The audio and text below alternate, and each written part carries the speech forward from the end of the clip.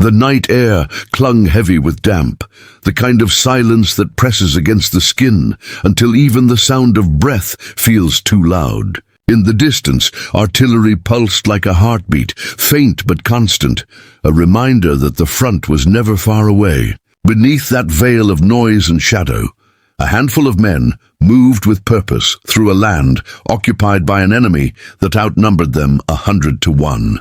Their task was impossible by any reasonable measure: to slip behind enemy lines, locate hundreds of starving, broken prisoners of war, and bring them back alive. No Hollywood set could capture the stench of disease that lingered in the camps, the hollow eyes of men who had long since abandoned hope, or the jagged fear of being discovered before freedom could be grasped. This was not the stuff of clean, scripted heroism. It was a gamble in the truest sense, a mission that would mean salvation or slaughter.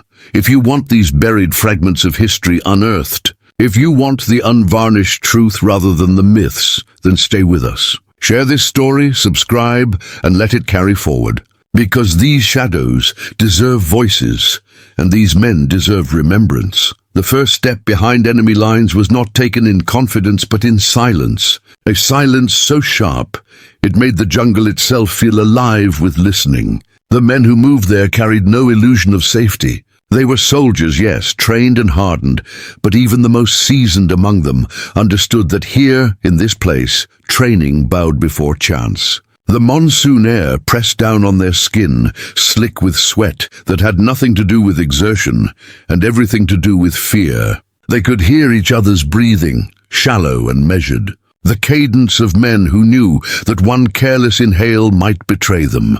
The mission had been whispered into life, in dim rooms, behind guarded doors. Intelligence had confirmed what rumors had already suggested. Deep in the enemy's territory, in a camp cloaked by jungle and shadow, hundreds of Allied prisoners were wasting away. They were not numbers on a page, not abstract figures on a map. They were comrades, men whose absence was felt in every depleted regiment and in every empty bunk where letters from home sat unopened. To abandon them was unthinkable. To reach them was nearly impossible. But war does not bend to possibility. Orders had been given, and the men now pushing through the undergrowth carried them like a weight on their backs, heavier than rifles and packs.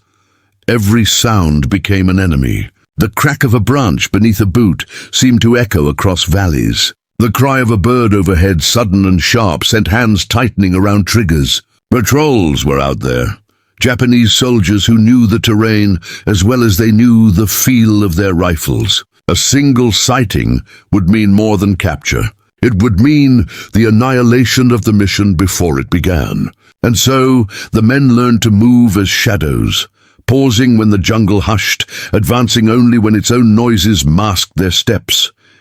They carried little. Ammunition, water, a few rations, their weapons.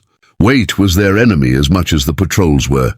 To reach the prisoners meant moving fast and unseen, and to move fast meant stripping life down to essentials. Hunger gnawed early.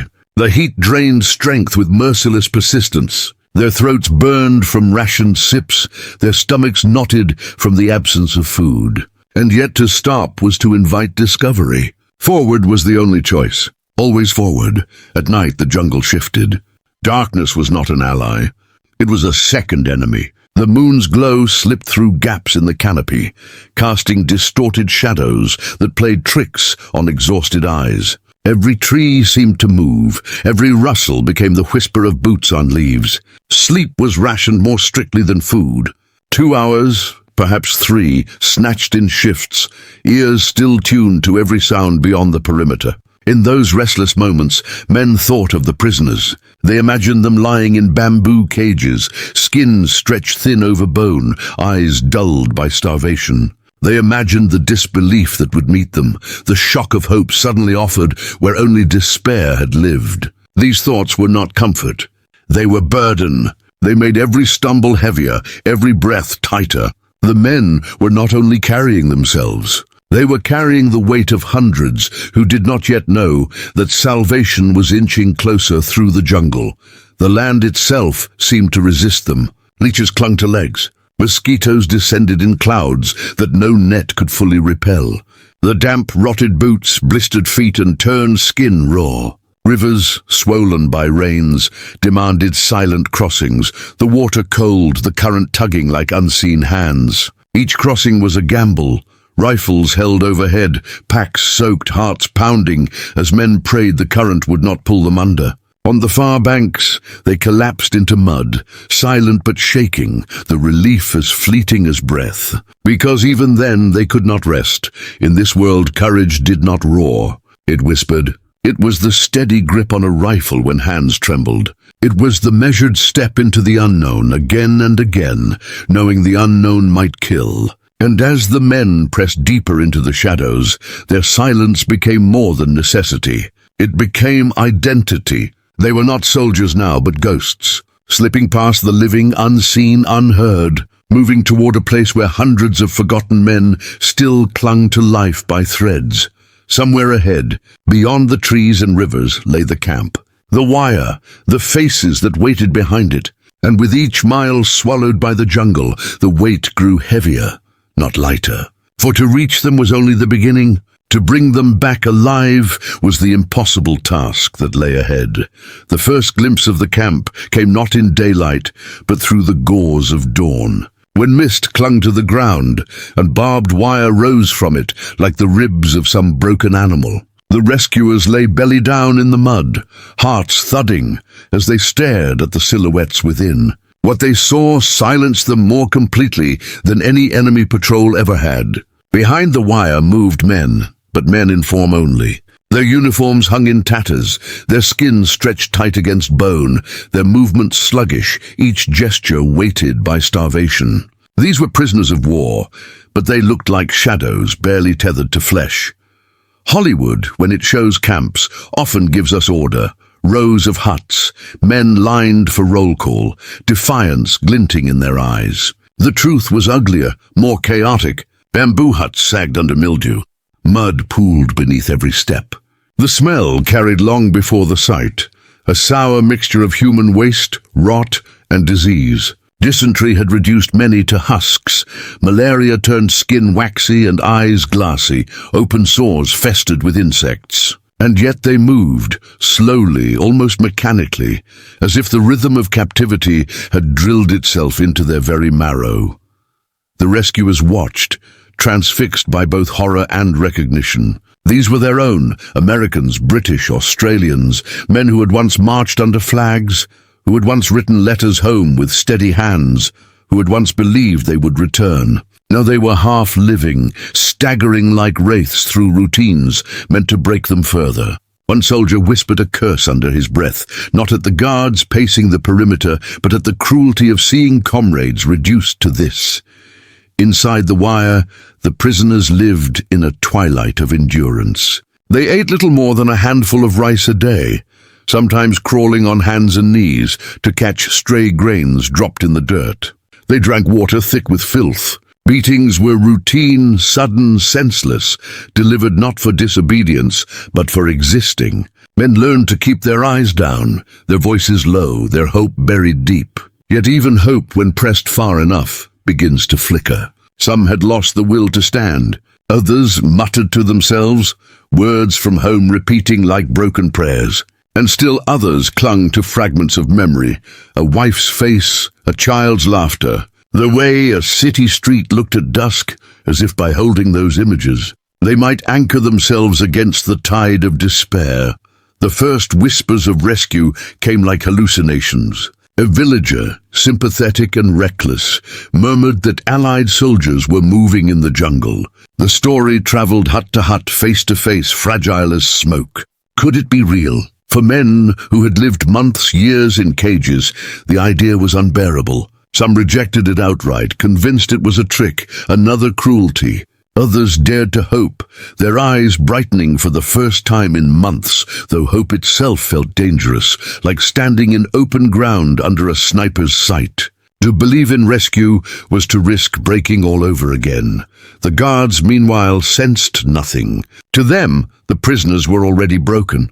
They paced lazily, rifles slung, eyes dull with the monotony of cruelty. Their confidence lay in the jungle itself. No one could reach this place, they believed, not with patrols sweeping the trails and the terrain choking all but the most desperate. They did not see the ghosts watching them from the tree line, hearts pounding with the weight of a mission that was no longer abstract. It was now embodied in those faces behind the wire.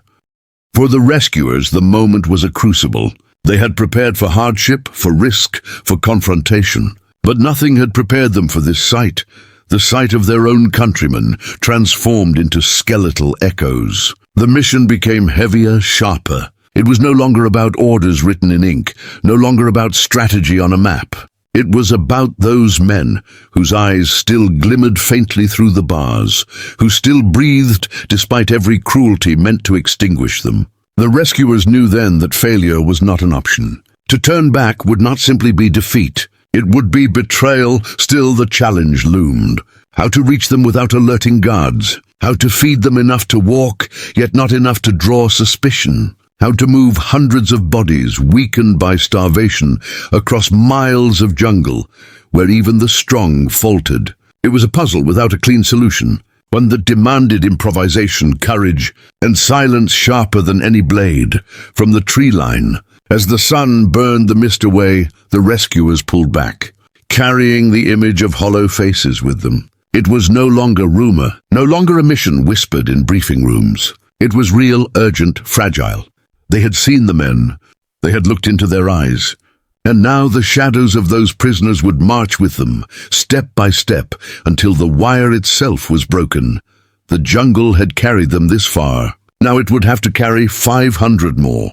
The plan to free the prisoners was not drawn with bold strokes, but with whispers. In a world patrolled by enemies, where every rustle might carry to listening ears, silence was the first and only ally. The rescuers knew that their strength did not lie in firepower. They were outnumbered, outgunned, deep inside a hostile land. Their strength lay in the art of moving unseen, of turning the jungle itself into a shield. And yet, how could silence guard hundreds of men too weak to walk, too frail to keep pace, too fragile to survive another day behind wire? The first step was nourishment. Smuggled rice, a handful at a time, passed through sympathetic villagers whose loyalty was a gamble in itself. Starved bodies needed food, but not too much, lest stomachs convulse after months of deprivation. The rescuers measured each portion as though measuring medicine, coaxing life back into limbs that had forgotten how to carry weight. Each grain became a promise. Each sip of clean water was a whisper of freedom. It was not enough to simply break the locks. The prisoners would need to be strong enough to endure the journey through a jungle that had nearly broken trained soldiers, but food alone could not prepare them. The rescuers began to teach the men to move again. At night, when guards dozed and the camp quieted into its rhythm of despair, prisoners staggered in the dark, relearning the act of walking in silence. Every stumble carried the risk of discovery. Every cough was muffled behind hands, every groan buried in clenched teeth. Men leaned on each other like crutches, whispering encouragement in voices that cracked from disuse. Hope, once dangerous, became necessity. To believe in rescue was the only way to move at all. Beyond the wire, guides were gathered, villagers who knew the hidden trails, who could navigate rivers swollen with monsoon rain, who could read the jungle's moods like a book. Their loyalty was fragile, bought with promises and shared hatred of the occupiers. To trust them was to hand over lives. To doubt them was to lose any chance of escape. In war, choices were never clean. The rescuers made their gamble and prayed that trust would not be repaid with betrayal. The logistics grew monstrous. 500 men, skeletal and sick, could not be spirited away in a single night. The rescuers divided the exodus into groups, each moving like a shadow column through the jungle. Silence became law. A single shout, a crack of a branch, even the flick of a cigarette lighter could spell annihilation. Men learned to breathe shallow, to step where the man before them stepped, to hold coughs until lungs burned. The night swallowed them, and they became part of it, each step forward a victory against discovery. But silence carried a price. In the suffocating dark, every man was forced inward into the caverns of his own mind, where fear prowled unchecked. Prisoners haunted by months of captivity found themselves tormented by visions. A sudden shout from guards, a spotlight slashing the trees, a volley of gunfire tearing through their ranks. Some froze, unable to move, their legs trembling like reeds in the wind. Rescuers dragged them along, whispering into their ears. Promises of safety mingled with threats of what would come if they faltered. The line could not stop. One weak link could end them all. Rivers became crucibles. The crossings were silent chaos. Men stripped down to rags, clinging to makeshift rafts, water rising to their chests as the current pulled. A cough could carry, a splash could echo. The rescuers crossed last, their rifles held high, scanning the banks for movement, their hearts thundering louder than the current itself. On the far shore, men collapsed into mud, gasping, but voices were silenced with raised hands. Relief could not be expressed. Not here. Not yet. Every mile carried the weight of massacre. Behind them the camp still stood, its guards unaware. But discovery was inevitable. Patrols would notice absences. Tracks would be found. The rescuers knew they were moving against time itself, racing the enemy's realization. Each day they remained undiscovered was a miracle. Each hour added to their chances, yet also to their fatigue. Men stumbled. Malaria racked bodies. Dysentery forced halts that risked everything. Silence protected them, but it also condemned them to endure in isolation, with no relief but the steady march forward. The jungle pressed close, indifferent to their struggle. Its vines tangled, its insects bit, its rain fell without mercy, and still they moved. A procession of shadows clinging to survival, their only shield the discipline of silence. Yet silence was not endless. Somewhere ahead the line would break. Somewhere the enemy would hear. And when they did, silence would be replaced by fire. For days, the column had lived on silence, moving as though the jungle itself had swallowed them. Each step was stolen, each breath measured. But silence, no matter how carefully tended, cannot last forever. The first fracture came not with the thunder of guns, but with something smaller. A stumble in the undergrowth, the sharp crack of bamboo breaking under a weakened prisoner's weight. The sound was tiny, almost nothing, but in the stillness of dawn it carried like a flare. Within hours, the enemy began to stir. Word traveled quickly through patrols. Something was wrong. The camp's guards had discovered absences, the huts half empty, the rice rations untouched. What had seemed impossible, hundreds of prisoners vanishing into the jungle, was now undeniable. Patrols fanned out like claws, combing the terrain with bayonets glinting and dogs straining against leashes. The rescuers felt the shift before they saw it. The jungle's noise grew thin, birds scattering, the air trembling with distant shouts. The enemy was closing in. The first shots rang out near a river crossing. Prisoners waded chest-deep, clinging to ropes stretched from bank to bank, their gaunt bodies trembling with cold. From the opposite ridge, rifles cracked. Bullets struck the water with snapping sounds, sending sprays into the air. Chaos broke the silence. Men flailed, some ducking underwater, others freezing in terror. The rescuers opened fire, their rifles answering from the tree line. Muzzle flashes lit the shadows like lightning, smoke curling through leaves. The river crossing turned into a crucible, every second stretching into eternity as rescuers shouted, shoved, pulled, doing anything to keep the men moving forward. Some made it to the far bank. Others sank beneath the current, their cries swallowed by rushing water. The enemy pressed harder, their voices echoing through the jungle. Mortars thumped in the distance, the explosions ripping trees apart, showering mud and splinters across the fugitives. Prisoners who could barely stand fell to the ground, ears ringing, eyes wide with animal fear. The rescuers dragged them up, slapped mud from their faces, forced them onward with curses and pleas. There was no time to mourn, no time to look back. To stop was to die. To hesitate was to betray all who still had a chance. Fire spread through the horizon, not literal flame, but the roar of gunfire and the rolling thunder of pursuit. The jungle that had once shielded them now felt like a trap, each path closing in, each sound a reminder of how thin the margin had become. Yet even as exhaustion gnawed, something new sparked among the prisoners. They were no longer simply shadows stumbling through despair.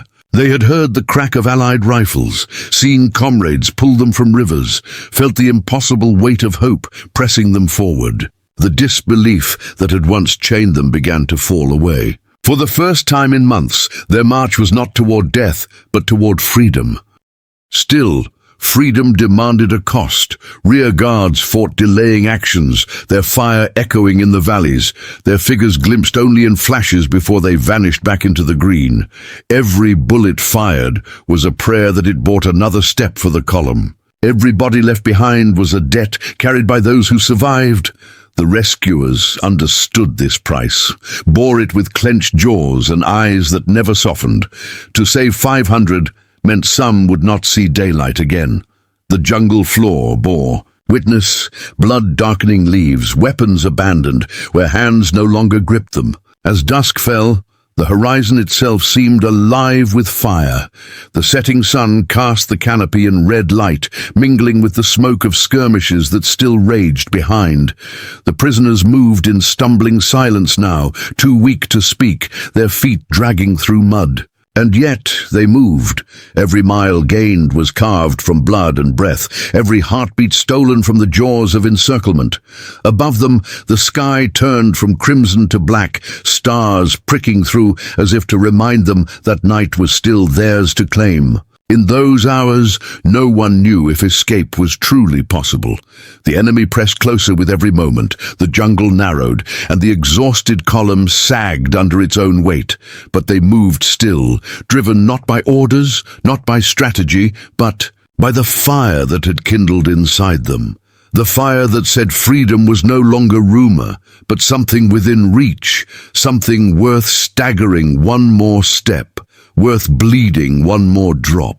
The horizon burned behind them. Ahead lay only more jungle, more rivers, more darkness. But in that darkness, freedom waited, fragile, elusive, but real. They crossed into the final stretch with bodies that had nothing left to give. Every step was an act of rebellion against gravity, against pain, against despair. The column was no longer a march of soldiers, nor even of prisoners. It was a march of specters, men half consumed by captivity, now dragging themselves toward the idea of freedom. The rescuers, exhausted to the marrow, bore the weight of 500 fragile lives across terrain that seemed determined to claim them. And yet the line moved, staggering but unbroken, bound together by something greater than discipline. The jungle at night offered its own mercies and curses. Darkness cloaked them from patrols, but it also swallowed the weak. More than once, a rescuer doubled back, finding a prisoner collapsed in the mud, lips trembling with words no one could hear. To carry such men was to sacrifice strength needed for one's own survival. Yet time and again shoulders bent, arms lifted, weight was shared. A man too weak to walk was slung across another's back, not because orders demanded it, but because humanity did. This was not a mission of faceless logistics anymore. It was a covenant made in silence, no one left behind if breath still stirred within them. Villages along the way risked everything to help. Women appeared from doorways with bowls of rice, their eyes darting at the tree line, knowing discovery meant reprisal, perhaps slaughter. Children carried water in clay jars, offering it to men whose lips cracked and bled from thirst. Every act of kindness was a knife edge of risk, yet the villagers persisted, bound not by allegiance to flags, but by empathy for human suffering. Their aid became lifelines, and though history rarely records their names, without them the mission would have bled out in the mud. The enemy, now fully aware, pressed the hunt with ruthless efficiency. Columns of soldiers fanned through the jungle, their shouts echoing through the night, the metallic clatter of bayonets like teeth snapping shut. Flare guns pierced the canopy, washing the jungle in ghostly white light, exposing men who froze like startled animals in the underbrush. The rescuers prayed the light would pass, hearts thundering louder than the silence they fought to preserve. Some nights they crawled rather than walked, bellies pressed to the ground, dragging prisoners too weak to rise. The march became less a journey than a test of will against inevitability. There were moments of fire, sharp and sudden. Skirmishes erupted in bursts that left the air thick with smoke and the ground littered with bodies. Each clash was uneven, rescuers fighting with ferocity, prisoners crouched in terror, enemy patrols trying to smother the escape before it spread. The rescuers fought not for victory, but for delay. Each volley of gunfire meant to buy another mile, another hour for the column. Sacrifice became routine. A rear guard might vanish into the night with the sound of rifles still echoing, their fates unknown. But the line moved on. Freedom demanded their silence, their blood, their absence. And then came the river. The last great barrier, swollen with monsoon rains, wide and merciless. To cross it was to place hundreds of exhausted bodies against a current strong enough to strip them away. But there was no choice. The enemy pressed too close, the patrols tightening behind. The rescuers fashioned rafts from bamboo and vines, lashed together with desperate hands. Prisoners clung to the makeshift crafts, their hollow eyes wide with terror as water surged around them. Some kicked weakly, others clutched ropes with fingers white from strain. The river swallowed men whole, pulling them under before help could reach them. Screams echoed across the current, cut short by silence. And yet, against the odds, group after group reached the far bank, collapsing into mud, coughing water from their lungs, alive but shattered. On the far side, the column was no longer 500 strong. The river had claimed some, the jungle others, the enemy still more. Yet those who remained had crossed the threshold, and with every mile westward, the sound of war changed. The thud of mortars grew distant, the shouts of patrols faded, and at last came something else, the unmistakable crack of Allied rifles in the distance. Relief surged through the rescuers like lightning. They were close. The final approach to Allied lines was not triumphant. It was a crawl, a stagger, a shuffling of hollow figures who barely resembled soldiers anymore. Guards on the perimeter raised rifles at first, unable to comprehend the sight. Hundreds of skeletal men emerging from the jungle, their uniforms rags, their bodies barely upright. Then recognition dawned.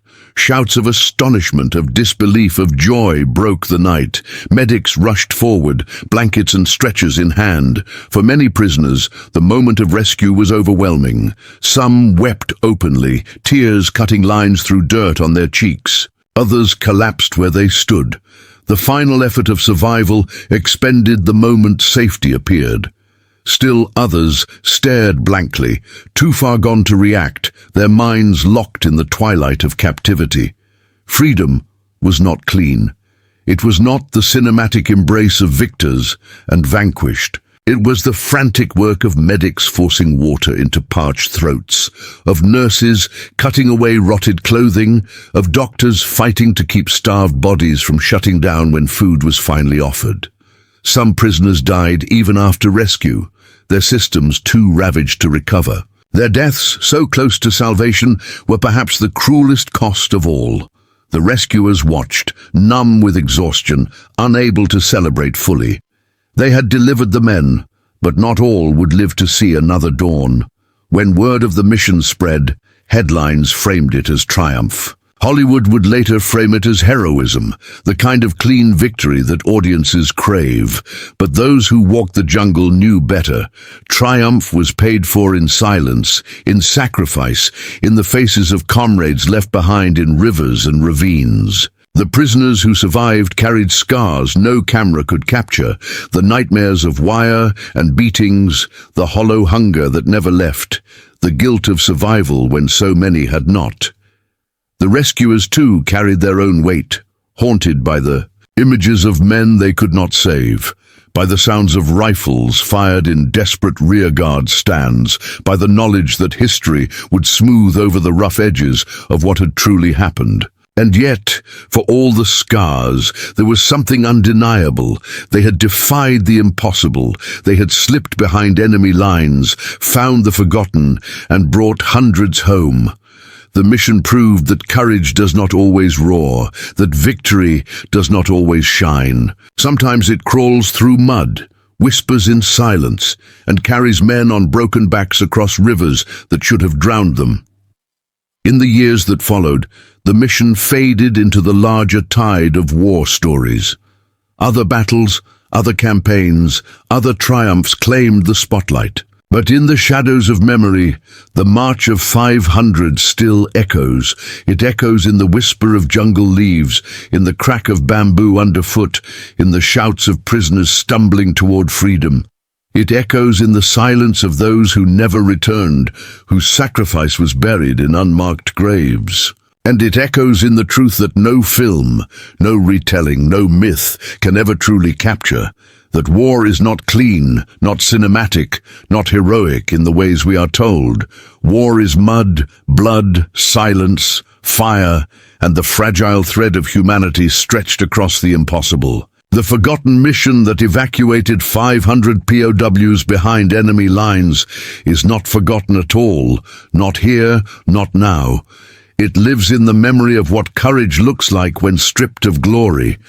It lives in the scars left behind. It lives in the truth, raw and unflinching, that must be spoken lest myth bury it forever.